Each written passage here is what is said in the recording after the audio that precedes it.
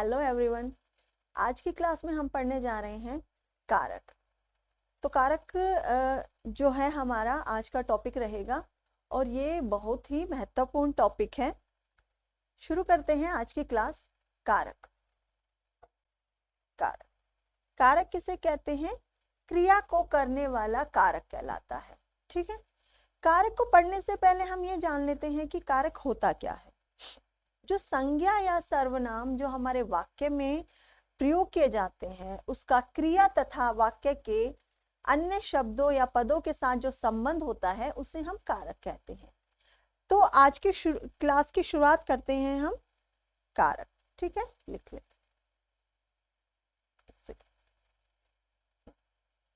कारक,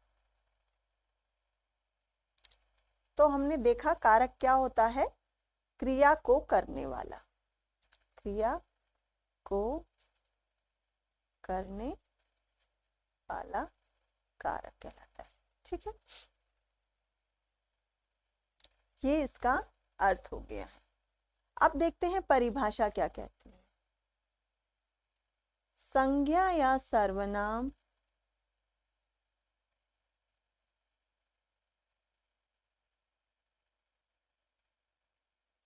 का क्रिया का वाक्य के अन्य शब्दों से संबंध का बोध कराने वाले का बोध कराने वाले कारक कहलाते हैं। कारक कहलाते हैं। ये हमने मोटी मोटी भाषा अपनी एक परिभाषा बना ली है कि जो संज्ञा या सर्वनाम का क्रिया का वाक्य के अन्य शब्दों से जो संबंध का बोध होता है उसका बोध कराने वाले जो शब्द होते हैं वो हमारे क्या कहलाते हैं? कारक कहलाते हैं। तो हिंदी भाषा में कारक कितने प्रकार के होते हैं? कारक हमारे 8 प्रकार के होते हैं। कितने प्रकार के होते हैं? 8 प्रकार के होते हैं। 8 प्रकार के होते हैं। ठीक है। कारक चिन्ह क्या होता है ये भी देख लेते हैं पहले। कारक चिन्ह,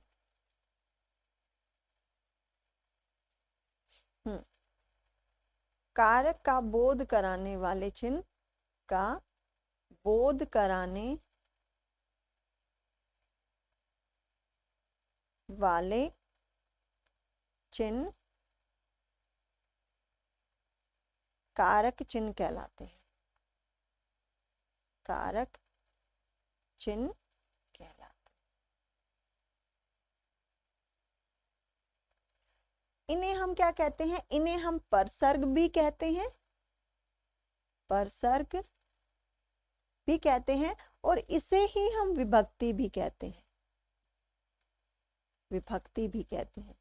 कई बार क्या होता है कि एग्जामिनर हमें डराने के पर्पस से क्या करता है, कारक चिन्ह की जगह परसर्ग या विभक्ति लिख कर दे देता है, जिससे कि कई बार अगर आपने नहीं पढ़ा है कारक चिन्ह के बारे में तो क्या होता है, कंफ्यूजन हो जाता है और हमें लगता है कि ये कोई नया कुछ अलग हटके आ गया है।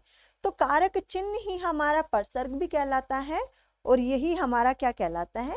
यही हमारा विभक्ति भी कहलाता है। ठीक है। अब हमने बात करनी है कारक चिन्हों के बारे में। तो सबसे पहले देख लेते हैं क्या होता है कर्ता कारक। कर्ता, इसका जो कारक चिन्ह है ये ने और शून्य रहता है। बात करेंगे आगे इस पर, पहले देख लेते हैं हमारे 8 कारक चिन्ह कौन कौन से हैं। ठीक है। कर्ता कर्म को करण से या के द्वारा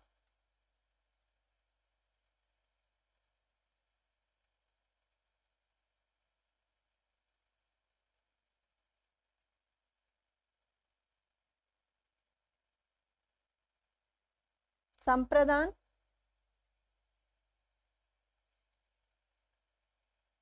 के लिए, आपादान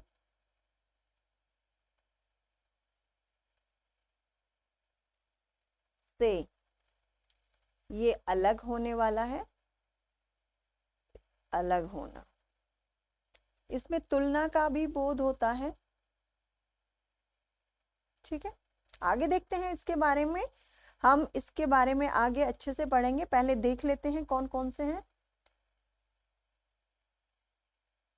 संबंध कारक,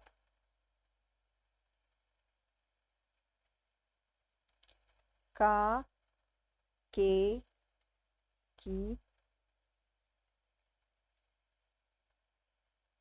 ना, ने, नी। ठीक है,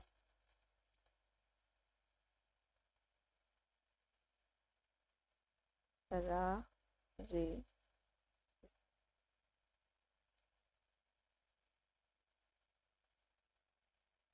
अपादान हो गया है, संबंध हो गया है, अधिकरण कारक।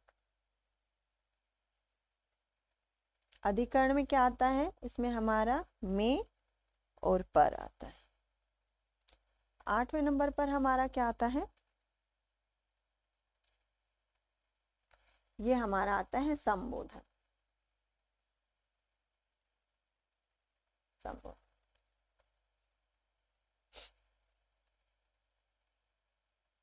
इसमें हे,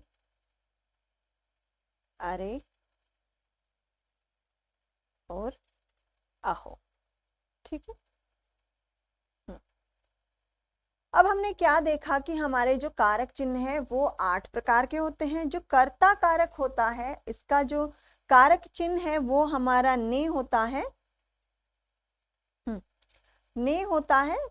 ठीक है, कर्ता क्या होता है, किसी भी कार्य को या क्रिया को करने वाला हमारा कौन होता है, कर्ता होता है। कर्म क्या होता है, जो भी कार्य किया जाता है कर्ता के द्वारा वो हमारा कर्म कहलाता है। करण के द्वारा या से, करण क्या है यहाँ पर हमारा साधन या माध्यम होता है। क्या होता है, ये हमारा साधन या माध्यम होता है। ठीक है, संप्रदान, ये हम किसी के लिए करते हैं। किसके लिए, इसके पीछे हमारा कोई करने का एक उद्देश्य होता है। ठीक है, क्या होता है, हमारा उद्देश्य होता है। अपादान, इसमें क्या होता है, किसी भी चीज से अलग होने का, तुलना का भाव होता है। ठीक है, संबंध कारक, ये क्या कहता है हमें, ये हमारा दो संज्ञाओं के बीच, सर्वनाम के बीच जो हमारा जो संबंध है उसको बोध कराता है, का, के, की, ना, ने, नी। ठीक है, अधिकरण क्या कहलाता है हमारा, ये हमारा स्थान का बोध कराता है। ठीक है, संबोधन क्या होता है, किसी को पुकारना, पुकारने के लिए हम प्रयोग करते हैं। ठीक है, तो हमने यहाँ पर देखा कि हमारे 8, एक बार देख लेते हैं परिभाषा सहित, एक बार जान लेते हैं कि कारक क्या है। जैसा कि हमने देखा कारक किसे कहते हैं, हम क्रिया को करने वाला, हमारा जो अभी हमने बात की है, क्रिया को करने वाला, करने वाला हमारा क्या कहलाता है, कारक कहलाता है। ठीक है, अब हम परिभाषा देख लेते हैं।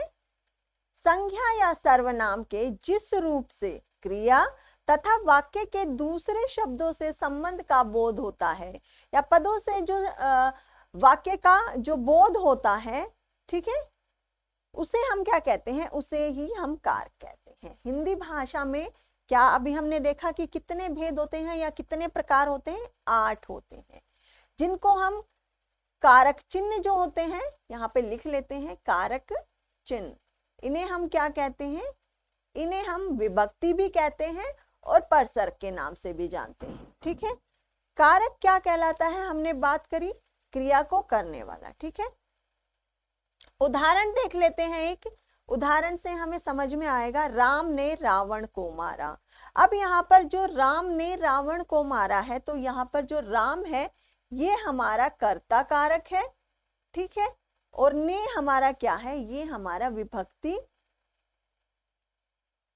या इसी को हम परसर्ग और इसी को हम क्या कह सकते हैं, कारक चिन्ह कह सकते हैं। आशा करती हूँ इतनी बात आपको यहाँ तक समझ में आ गई होगी। हमने क्या बात की, हमने एक उदाहरण लिया है जिसमें राम ने रावण को मारा। तो राम हमारा यहाँ पर क्या हो जाता है, राम हमारा क्रिया को करने वाला है, तो राम हमारा यहाँ पर क्या है, करता है। राम ने क्या किया है, रावण को मारा है। तो ने यहाँ पर हमारा क्या है, ये हमारा विभक्ति चिन्ह है। इसी को हम परसर्ग भी कहते हैं और इसी को हम कारक चिन्ह भी कहते हैं। ठीक है, तो राम हमने देखा क्या है, यहाँ पर कर्ता कारक है। अब हमने आगे देखा कि हिंदी भाषा में 8 भेद माने गए हैं। कर्ता, ये शून्य में मात्रा ठीक कर लीजिएगा। कर्ता कारक क्या है इसका, ने और शून्य इसके कारक चिन्ह है। कर्म को करण से और के द्वारा, संप्रदान के लिए या को, आपादान जैसा कि हमने बात की, से अलग होना, तुलना का भाव भी होता है इसमें। संबंध कारक क्या कहलाता है, का के की रा रे री। ठीक है, अधिकरण कारक यहाँ पर में है, ये संबोधन हे अरे और ये है हमारा अहो। ये थोड़ा सा मिसप्रिंट है, इसको आप ठीक कर लीजिएगा। ठीक है, उदाहरण, राधा ने सबको खाना दिया। अब जो ये उदाहरण है इसमें हमने क्या देखा कि जो राधा है, ये राधा हमारा क्या हो जाता है, राधा हमारा यहाँ पर कर्ता कारक हो जाता है क्योंकि ये काम को करने वाला है। और ने हमारा यहाँ पर क्या हो जाता है, ये हमारा विभक्ति या फिर परसर्ग हो जाता है। परसर्ग हम इसे क्यों कहते हैं, क्योंकि ये शब्द के बाद आता है, संज्ञा या सर्वनाम के बाद आता है। ठीक है, अब दूसरा देखिएगा इसमें क्या है। अब हमने बात की थी कि जो कर्ता कारक है उसमें एक तो ने होता है कारक चिन्ह, परसर्ग हमारा ने होता है, एक हमारा शून्य होता है। शून्य से यहाँ पर हमारा मतलब है कि जहां पर आप दूसरा उदाहरण देखेंगे, दूसरा उदाहरण क्या कहता है, सीता आम खाती है। तो यहाँ पर सीता क्या है, सीता यहाँ पर हमारा कर्ता कारक है, लेकिन यहाँ पर ने है, जो हमारा ने का यहाँ पर लोप है।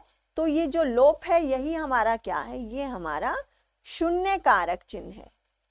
क्या है ये हमारा शून्य कारक चिन्ह, कर्ता कारक चिन्ह है ये हमारा। बात समझ में आ गई होगी आप लोगों को कि जहां पर हमारा ने का लोप है वो हमारा क्या है, शून्य कारक चिन्ह है।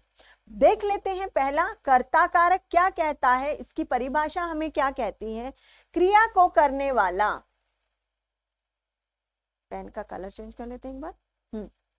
कर्ता कारक क्या कहता है,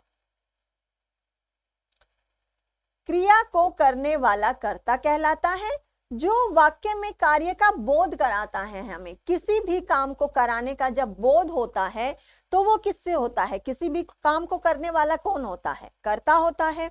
तो कर्ता क्या है हमारा यहाँ पर, किसी भी काम को करने वाला है। ठीक है, उदाहरण से देखते हैं, कविता ने रोहन को पीटा। अब यहाँ पर कविता है जो कि कर्ता है और वो क्या कार्य कर रही है, वो क्या कर रही है, वो किसी को पीट रही है, रोहन को पीटा उसने। तो कविता हमारा क्या हो जाता है, कविता हमारा यहाँ पर कर्ता कारक हो जाता है। कौन हो जाता है, कविता। ठीक है, कविता हमारा यहाँ पर क्या है, कर्ता कारक है। और ने हमारा यहाँ का क्या हो गया है, ने हमारा यहाँ पर विभक्ति हो गया है। इसको हम परसर्ग भी कहते हैं और इसी को हम कारक चिन्ह भी कहते हैं।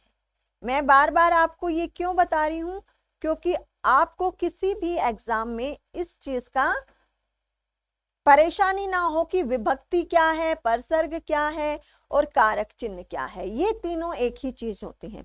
आगे उदाहरण देख लेते हैं, दादी ने कहानी सुनाई। फिर से क्या कहते हैं, जो दादी है ये हमारा क्या हो जाता है, ये हमारा कर्ता कारक हो जाता है और ने हमारा क्या हो जाता है, ये हमारा कारक चिन्ह हो जाता है। ठीक है,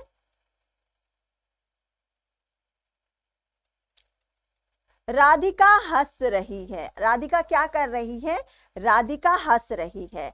तो यहाँ पर फिर से हमारा जो राधिका है वो तो हमारा कर्ता कारक हो जाता है, कर्ता कारक, और यहाँ पर ने का लोप है तो ये हमारा क्या हो जाता है, ये हमारा शून्य कारक चिन्ह हो जाता है, चिन्ह हो जाता है। ठीक है, पुलिस ने चोरों को पीटा, पुलिस हमारा यहाँ पर क्या हो जाता है, कर्ता कारक हो जाता है, और ने यहाँ पर हमारा कारक चिन्ह हो जाता है। दूसरे पर चलते हैं, दूसरा हमारा क्या कहता है, दूसरा हमारा कर्म कारक है। कर्म कारक क्या होता है, क्रिया या किसी भी काम को करने का प्रभाव जिस शब्द पर पड़ता है, ठीक है, उसे हम क्या कहते हैं, उसे हम कर्म कारक कहते हैं। कर्म कारक का आपको यहाँ पर मतलब समझ में आ गया है, काम का प्रभाव जिस पर भी पड़ेगा, ठीक है, उसको हम क्या कहेंगे, उसको ही हम कर्म कारक कहते हैं। उदाहरण से देखते हैं, रमा श्रेया को पढ़ाती है। अब क्या है यहाँ पर, पढ़ाने का बोध क्या हो रहा है, जो कर्म है वो क्या है, पढ़ाना, यहाँ पर पढ़ाती है। ठीक है, तो को हमारा यहाँ पर क्या है, को हमारा यहाँ पर विभक्ति हो गया है, विभक्ति चिन्ह हो गया है, या इसको कहें हम परसर्ग भी कह सकते हैं। पढ़ाती है, पढ़ाती है क्या है यहाँ पर हमारा, पढ़ाना क्या है यहाँ पर हमारा कर्म कारक है। इसी प्रकार से माँ फल काट रही है, यहाँ पर चंद्र बिंदु आएगा, ये माँ क्या कर रही है, फल काट रही है। तो जो हमारा कर्म कारक होता है, इसमें भी को और शून्य कारक चिन्ह होते हैं। ठीक है, इसमें आप देख सकते हैं, ये ऐसे भी हो सकता है, माँ फल को काट रही है, किसको, यहाँ पर को हो जाता, लेकिन यहाँ पर को नहीं है, तो यहाँ पर हमारा क्या है, यहाँ पर हमारा शून्य कारक चिन्ह हो जाएगा। ठीक है,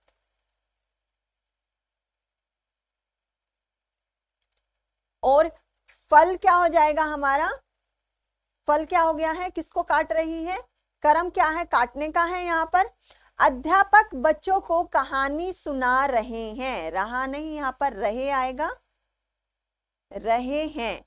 अध्यापक क्या कर रहे हैं, को हमारा यहाँ पर फिर से क्या है, कारक चिन्ह हो जाएगा। और क्या कर्म कर रहे हैं, बच्चों को क्या कर रहे हैं, कहानी सुना रहे हैं, तो ये हमारा क्या हो जाएगा, कर्म कारक हो जाएगा।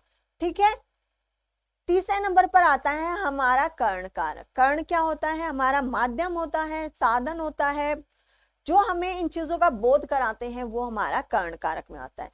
जिस वाक्य में क्रिया को करने के साधन का, माध्यम का बोध हमें होता है, उसे हम क्या कहते हैं, उसे ही हम कर्ण कारक कहते हैं। ठीक है, यहाँ पर इसका जो कारक चिन्ह रहेगा वो क्या है, से या के द्वारा, से या के द्वारा हमारा कारक चिन्ह रहेगा। ठीक है, उदाहरण से समझते हैं, पिताजी के द्वारा, पिताजी के द्वारा पत्र लिखा गया। ठीक है, तो यहाँ पर हमें जो हमारा जो साधन या माध्यम है पत्र को लिखने का, क्या है, किसके द्वारा लिखा गया है, पिताजी के द्वारा लिखा गया है। के द्वारा हमारा यहाँ पर क्या हो गया है, के द्वारा हमारा यहाँ पर कारक चिन्ह हो गया है, और पिताजी हमारा यहाँ पर पत्र को लिखने का कारण है। ठीक है, काम है, साधन है। ठीक है, रोहिणी अपने कर्मों से बुरी है, तो जो अपने कर्मों से कौन बुरा है, कर्म क्या है यहाँ पर उसका, उसके कर्म क्या है, उसका माध्यम है, साधन है उसका, और से यहाँ पर क्या है, से हमारा यहाँ पर कारक चिन्ह हो जाता है। हमारे जो एग्जाम होता है उसमें किस प्रकार से प्रश्न आता है, उसमें हमारे सीधा पूछ लेते हैं, या तो हमें इस प्रकार से पूछ लेते हैं कि वह कौन सा वाक्य होता है जिसमें साधन या माध्यम का बोध कराया जाता है, या वो कौन सा कारक है, या फिर वाक्य देके, हमारा पूरा वाक्य देके पूछ लेते हैं कि इसमें कौन सा कारक चिन्ह है। दो तरीके से आएंगे, या तो हमारा परिभाषा के ऊपर आ जाता है कि जिस वाक्य में क्रिया का संबंध साधन या माध्यम का बोध कराया जाता है, या वो कौन सा वाक्य है जिसमें माध्यम या साधन का बोध कराया जाता है। ठीक है, तो आगे देखते हैं, राजू ने चाकू से फल काटे। अब हम से यहाँ पर हमारा क्या है, ये हमारा विभक्ति हो गया है।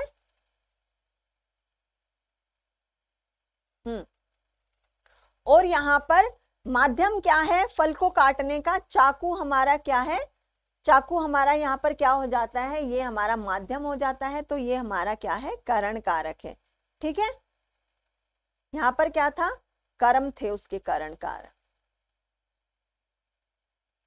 ठीक है, अब दादी जी छड़ी से बालक को पीट रही हैं। यहाँ पर बालक को किससे पीटा जा रहा है, छड़ी से पीटा जा रहा है, तो यहाँ पर जो से है ये हमारा परसर्ग या विभक्ति हो जाएगा।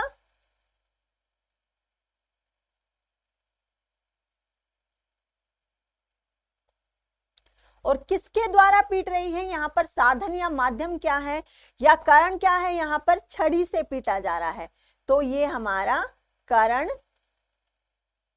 कारक हो जाएगा। ठीक है, इसी प्रकार से आगे उदाहरण देख ले सकते हैं। हम रेलगाड़ी द्वारा मुंबई गए, या मेधा साइकिल से स्कूल जाती है, या यहाँ पर रेलगाड़ी साइकिल क्या है, ये हमारे माध्यम है, ये हमारे साधन है। एक जगह से दूसरी जगह जाने के लिए हमने क्या रेलगाड़ी का प्रयोग किया है, तो ये हमारा माध्यम या साधन है कहीं पर पहुंचने का। ठीक है, इसी प्रकार साइकिल भी हमारा क्या है, साधन या माध्यम है। तो यहाँ पर से यहाँ पर परसर्ग हो जाएगा, और यहाँ पर के द्वारा यहाँ पर हमारा ये इसका कर्म कारक करण कारक चिन्ह हो जाएगा। ठीक है, आगे देखते हैं, चौथे नंबर पर हमारा आता है संप्रदान कारक। ठीक है, परिभाषा देख लेते हैं। वाक्य में कर्ता जिसके लिए या जिस उद्देश्य से, किस हम कोई भी काम किस लिए करते हैं, उसके पीछे हमारा करने का कोई ना कोई उद्देश्य रहता है, कोई ना कोई हमारा कुछ ना कुछ मोटिव होता है, तभी हम उस कार्य को करते हैं। तो वाक्य में जो कर्ता होता है जिसके लिए ये जिस उद्देश्य से क्रिया करता है, उसे हम संप्रदान कारक कहते हैं। ठीक है, संप्रदान कारक का जो कारक चिन्ह क्या होगा, के लिए होगा, यहाँ पर के लिए। ठीक है, उदाहरण से समझते हैं।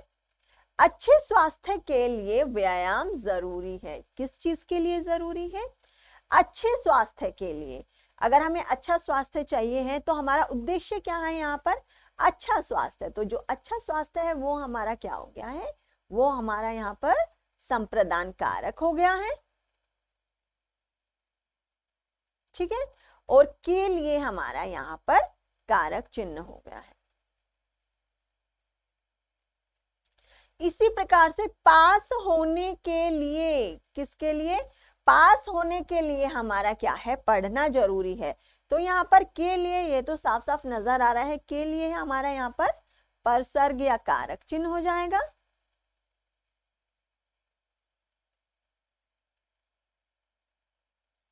पिताजी ने बच्चों को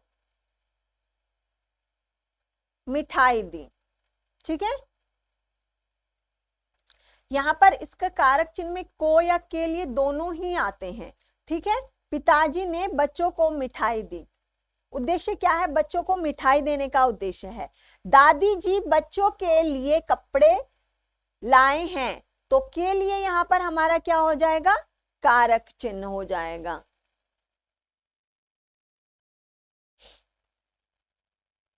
क्या उद्देश्य है, किसके लिए लाए हैं, बच्चों के लिए लाए हैं। ठीक है, माँ ने बच्चों के लिए खाना बनाया, किसके लिए बनाया, बच्चों के लिए।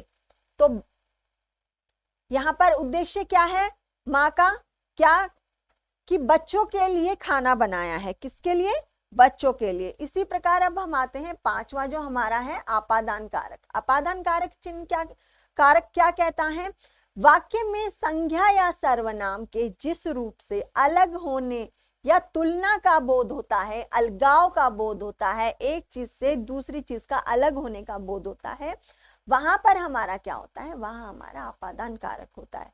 उदाहरण से समझते हैं, राहुल साइकिल से गिर पड़ा। अब जो हमारी स्थिर वस्तु है वो अपनी जगह ही रहेगी, जो दूसरी चीज है वो उस चीज से अलग हो जाती है, या दो चीजों के, समान चीजों के बीच में हमारी तुलना होती है। ठीक है, कैसे देख लेते हैं, इसमें डर का भाव होता है, यहाँ पर इसमें लज्जा का भाव होता है, लिख लेते हैं।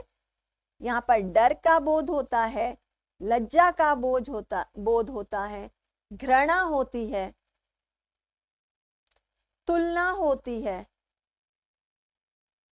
और अलग होने का भाव होता है। ठीक है, किस किस प्रकार से देख लेते हैं, उदाहरण के तौर पर हम देख के इसको आसानी से समझ सकते हैं। कैसे? राहुल साइकिल से गिर पड़ा। क्या? राहुल साइकिल पे बैठा था, उससे गिर पड़ा, मतलब वो उससे अलग हो गया है, साइकिल से गिर पड़ा। तो से जो हमारा यहाँ पर से इसका कारक चिन्ह है, से क्या हो गया है हमारा, ये हमारा परसर्ग हो गया है। ठीक है, तो ये जो हमारा पहला वाला उदाहरण है वो क्या है, अलग होने का हमारा यहाँ पर भाव देता है, हमें बोध कराता है। प्रिया गंदगी से नफरत करती है, तो ये हमारा क्या हो गया है, इसमें हमारा घृणा का बोध हो रहा है। आप देख सकते हैं, जब हम किसी चीज से घृणा करते हैं तो वो हम उसके पास तो जाएंगे नहीं, हम उस चीज से दूर हो जाएंगे। तो जो प्रिया गंदगी से नफरत करेगी तो वो क्या है, उससे दूर हो जाएगी। ठीक है, इसी प्रकार से मैं सीढ़ियों से नीचे उतर गई। अब मैं सीढ़ियों पे से नीचे उतर रही हूं, मतलब मैं सीढ़ियों से अलग हो गई हूं। ठीक है, जिस प्रकार से पेड़ से पत्ता गिरा, तो पेड़ से पत्ता गिरा तो क्या हो गया, वो पेड़ से अलग हो गया है। उसी प्रकार तेरी बहन मुझसे डरती है, यहाँ पर क्या है, डर का भाव है। क्या? मुझसे, ये देखिए इसमें मुझसे, ये हमारा सर्वनाम के साथ से जुड़ा हुआ है, ये से हमारा यहाँ पर क्या हो गया है, परसर्ग या विभक्ति हो गया है।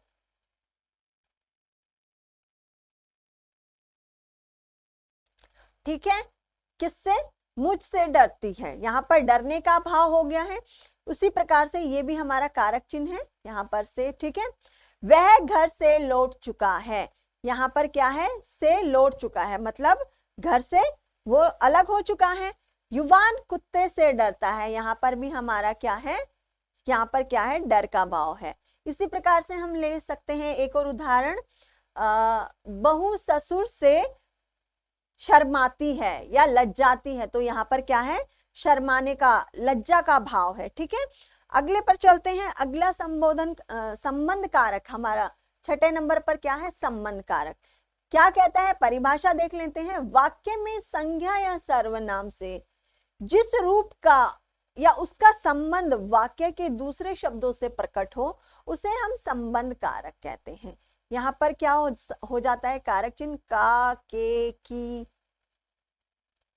है ना, रा, रे, री, ये सब इसके क्या है, कारक चिन्ह है।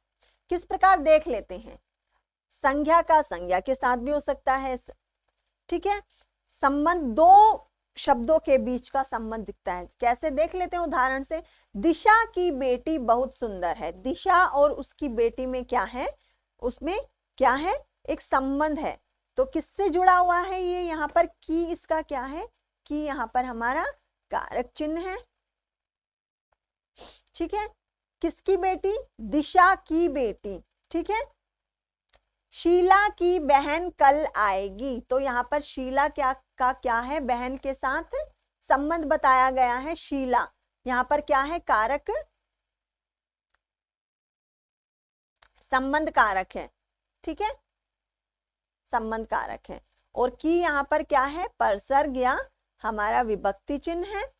ठीक है, राजू के भाई का जन्मदिन है, किसके भाई का, राजू के भाई का, के हमारा फिर से यहाँ पर कारक चिन्ह या परसर्ग हो जाता है। राकेश की मम्मी डॉक्टर है, किसकी मम्मी डॉक्टर है, की क्या है, दोनों को जोड़ रहा है, दोनों का संबंध बता रहा है कि जो राकेश है उसकी मम्मी क्या है, डॉक्टर है। तो यहाँ पर संज्ञा का या सर्वनाम का जिस रूप से उसका संबंध बताया जाता है वाक्य में, वो हमारा क्या होता है, संबंध कारक होता है। आगे चलते हैं, अधिकरण कारक। अधिकरण कारक हमारा क्या कहलाता है, देखते हैं, परिभाषा देखते हैं। वाक्य में क्रिया का जो आधार होता है, समय होता है, स्थान होता है, उसका जिसका बोध होता है, किसका, आधार का, समय का, स्थान का, जहां पर बोध होता है वहां पर हमारा क्या होता है, अधिकरण कारक होता है। अधिकरण कारक का जो कारक चिन्ह है वो क्या होता है, में और पर होता है। क्या होता है, में और पर होता है। उदाहरण देखते हैं, जैसे किताब मेज पर रखी है, कहां पर रखी है, किताब कहां पर रखी है, मेज पर रखी है, तो जो मेज है वो हमारा क्या हो जाएगा, अधिकरण कारक हो जाएगा। और पर हमारा यहाँ पर क्या हो जाएगा, विभक्ति या कारक चिन्ह हो जाएगा।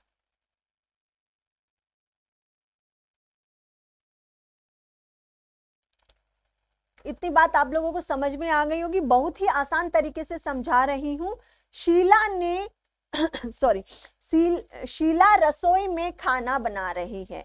तो यहाँ पर क्या था, ये हमारा क्रिया का आधार था कि मेज के ऊपर क्या रखी हुई है, किताब किसके ऊपर रखी हुई है, मेज। तो ये हमारा क्या है, ये हमारा आधार है। दूसरा उदाहरण हमारा क्या कहलाता है, ये हमें स्थान का बोध करा रहा है। कहाँ पर, शीला कहाँ पर खाना बना रही है, कहाँ पर, रसोई में। तो रसोई यहाँ पर क्या है, अधिकरण कारक है।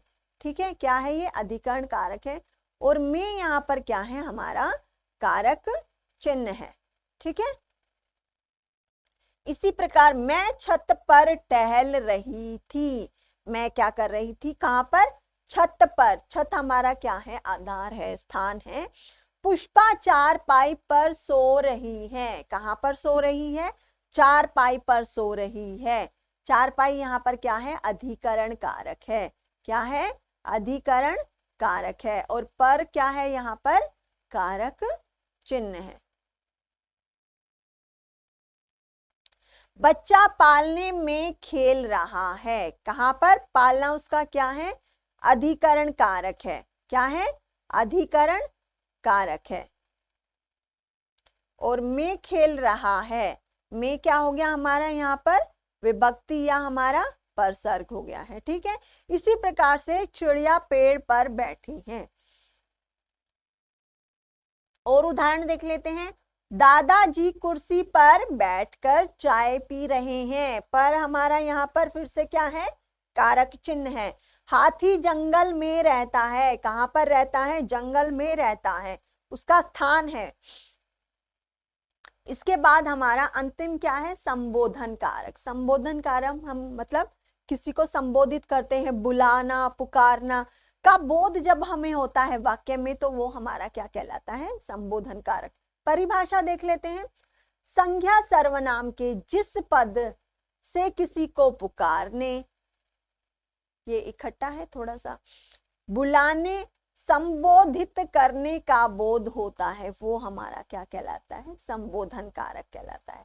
जैसे जो संबोधन कारक है उसमें क्या होता है, हमारे कारक जो चिन्ह है वो क्या होते हैं, वो हमारे जो वाक्य होता है उसमें पहले शुरुआत में लगे होते हैं। जैसे हे भगवान मेरी रक्षा करो। तो हमारा जो प्रश्न है वो इस प्रकार से भी पूछा जा सकता है कि किस कारक में, कौन से कारक में जो कि जो हमारा वाक्य होता है उसके आरंभ में कारक चिन्ह होता है। तो किस में होता है, हमें पता है संबोधन कारक में कारक चिन्ह जो होता है वाक्य के आरंभ में लगा होता है। इसी जैसे कि हे भगवान मेरी रक्षा करो। अरे वाह, माँ ने आज जलेबी बनाई है। अरे तुमने कैसे अतरंगी कपड़े पहने हैं। तो हमें पता, साफ साफ पता चल रहा है ये क्या हमारा क्या है, संबोधन कारक, संबोधन कारक चिन्ह है। ठीक है, हे राम यह लड़की कुछ भी ठीक नहीं करती है। तो हमने देखा कि यहाँ पर क्या है, हमारे 8 कारक चिन्ह हैं जिसको हमने अच्छे से देखा। हमने देखा कि क्रिया को करने वाला कौन होता है, कारक होता है। कारक की परिभाषा देखी। संज्ञा या सर्वनाम के जिस रूप से क्रिया तथा वाक्य के दूसरे शब्दों से जो संबंध का बोध होता है उसे हम क्या कहते हैं, कारक कहते हैं। कारक के क्या 8 भेद हैं, ये भी हमने देखा। कर्ता कारक क्या है, कर्म कारक क्या है, करण कारक, संप्रदान, आपादान।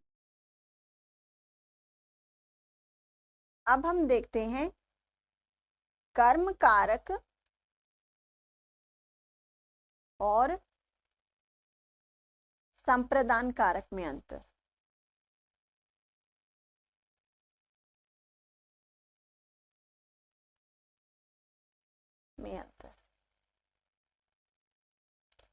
कई बार क्या होता है, हमें ये एक जैसे से लगते हैं,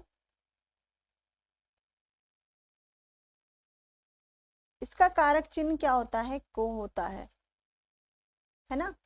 और संप्रदान को और के लिए दोनों होते हैं, ठीक है। लेकिन कर्म कारक क्या है? जैसा कि हम जानते हैं कि इसमें कर्म की प्रधानता होती है। कर्म कारक में क्या होती है? कर्म कारक में क्या होती है? कर्म की प्रधानता होती है।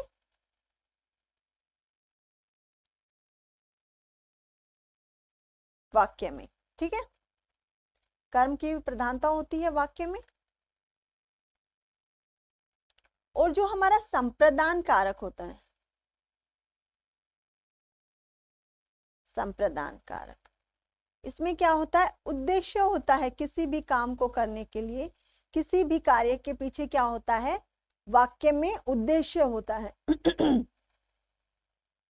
ठीक है। अब हम इनको क्या उदाहरण से समझेंगे।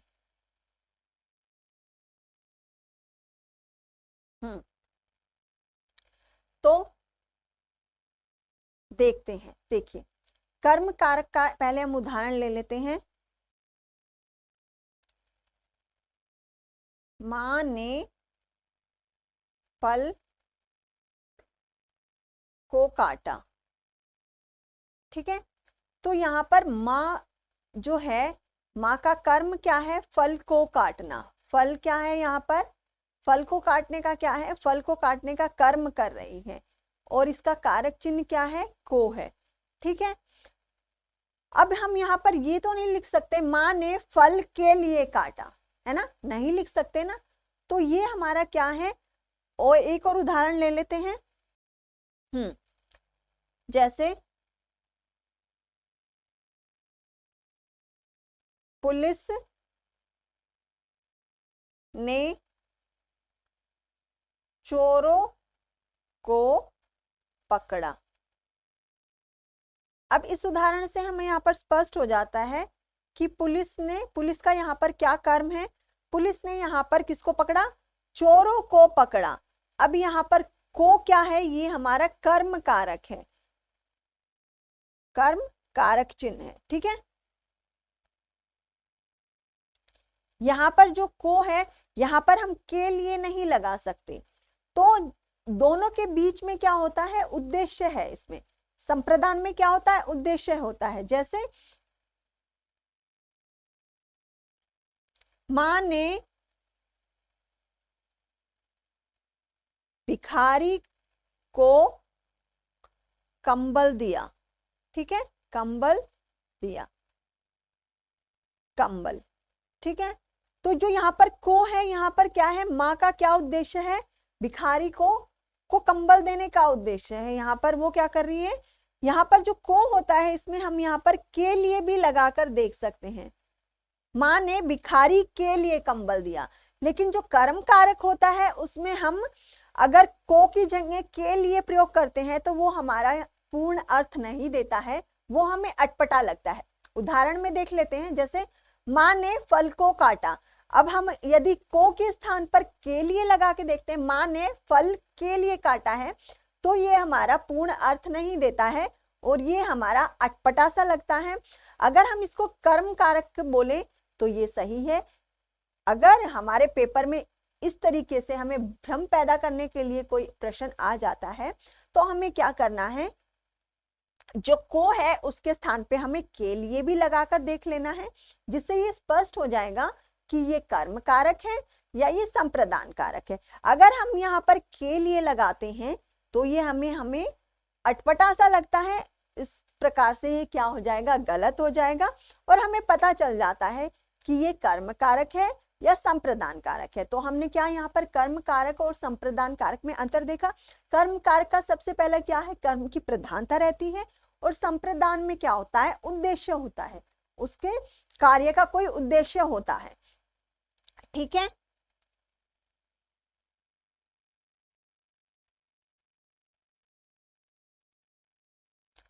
तो आज हमने कारक के बारे में पढ़ा।